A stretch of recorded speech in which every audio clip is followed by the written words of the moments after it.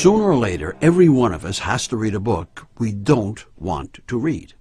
In fact, it's sometimes the very assignment, the requirement, that turns us against the book. We might know absolutely nothing about the book, except we don't want to read it. Nonetheless, we must read it. Our very job or grade may depend on it. All these factors are going to make the book that much more difficult, unless we can find a way to make it more bearable. Otherwise, you'll postpone the reading until either you fail the assignment or you turn to stone like this guy. So here's a formula for making it easier to read a book you don't want to read.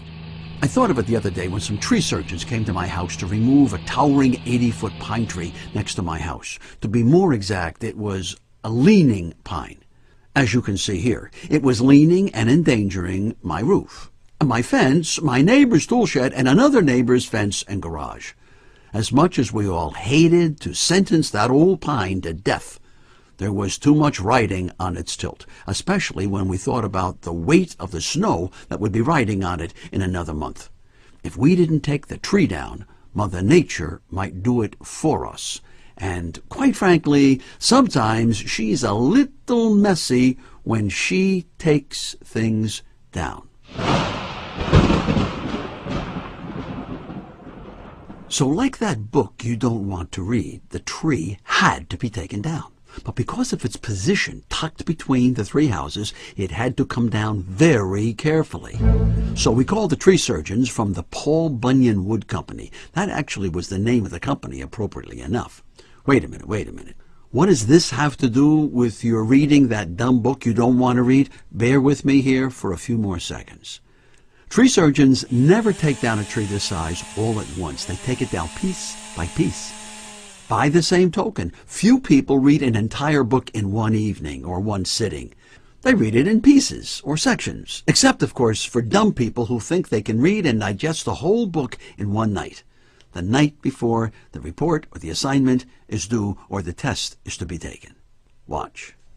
The tree surgeons arrived with their crane and equipment, and the first thing they did was to stabilize the truck that would hold the crane, that would hold the bucket, that would hold the tree surgeon.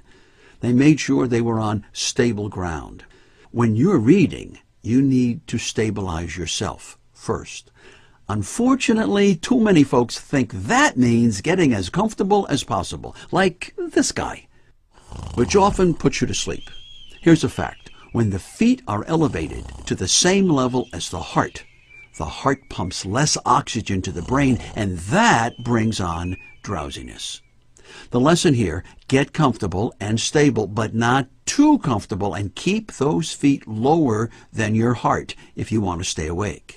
The next thing the tree surgeon does is cut away the lower part of the tree's branches one by one.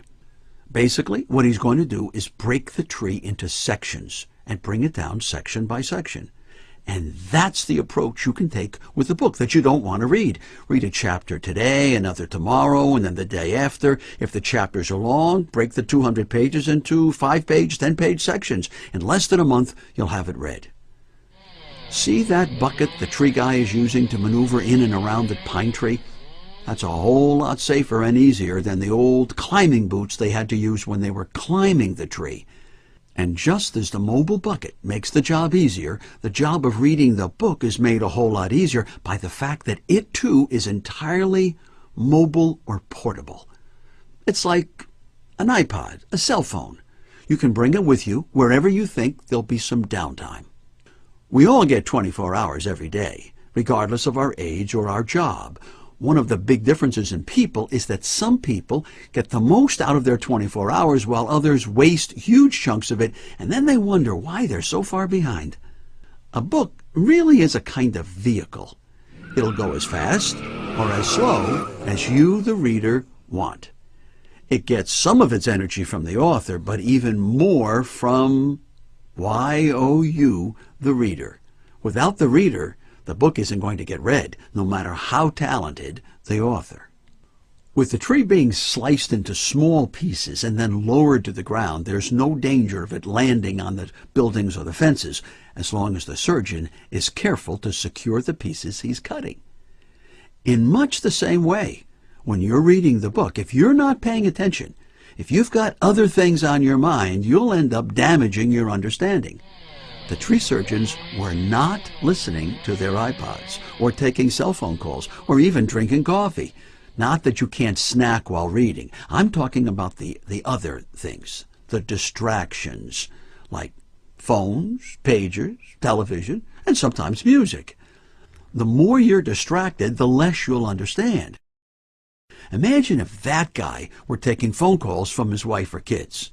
If he was, I wouldn't want to be working beneath him. Try to cut yourself off from environmental distractions during the time you're reading. Some people can listen to music while reading or doing homework, but others cannot. The decision is yours, but be honest with yourself. If it's distracting, cut it out. Needless to say, the surgeon needs the tools of his trade. So too with reading. One of the great American minds of the last century, a guy named Mortimer Adler, once observed that you should never read a book without a pencil in your hand or a pen. If it's a library book, use Post-it notes. I'm not saying that you should take notes all the way through the book, although sometimes that's necessary. Think of those notes as a conversation with the author. The words printed on the page are the author's words directed to you, his part of the conversation. Your note in the margin or on the Post-it note is your response to what the author wrote. Believe it or not, this activity reinforces understanding. By adding a physical activity as small as note writing, you're engaging an extra part of your brain. The more active the brain, the more you remember and the less likelihood you'll fall asleep. That note-taking helps you digest the reading, much the way the tree surgeons take those branches they've trimmed and feed them into a wood chipper device that turns it all to sawdust and chips. The more you think about whatever you read, the better you can turn it into memory and ideas. When the surgeon was on the lower branches, he couldn't see much of the surrounding area, could he? But the higher he climbed, the more he saw. The same thing happens in a book. We're often confused in the early pages or chapters, not always sure of who's who and what's what, but the more we read, the more the plot and the characters come into focus. Just as the tree guy can't expect instant results, the reader shouldn't expect to understand the whole book by chapter 2. After all, a good author wants to keep you in some suspense. One of the best lifetime habits you can develop is reading in bed. I know that seems to contradict what I said earlier about the feet being level with the heart, but hear me out. When you read in bed, usually it's not for comprehension. This is reading done to relax you, to help you slip into a good night's sleep. Pure pleasure. You could call it a kind of night school. You're training the brain to associate reading with a non-threatening, pleasurable experience. That's great training. I might add, the brighter the bulb in your reading lamp, the longer you can read without your eyes growing tired. So, if you're interested in falling asleep easier and earlier, keep the light or the bulb turned to the dimmer setting when you read. Out of bed, the brighter the bulb, the less work your eye muscles have to do and the less tired they get. Simple.